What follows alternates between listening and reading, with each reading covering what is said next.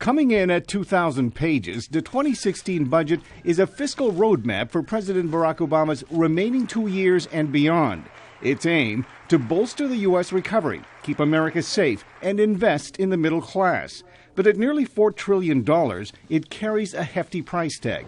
$561 billion in defense spending, $478 billion for public works projects, $526 billion in non-defense spending, along with assorted tax cuts for the middle class and free community college for students.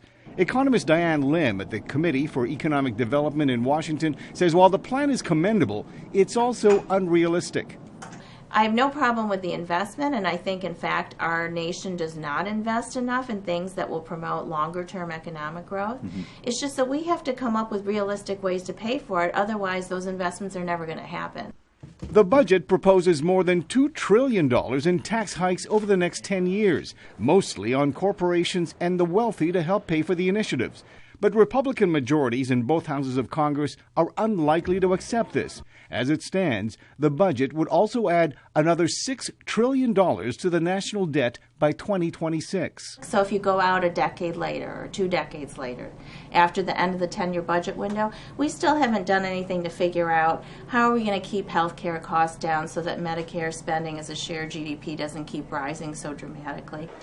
That should worry investors, says Lim, because the world's largest economy is only as good as its financial health.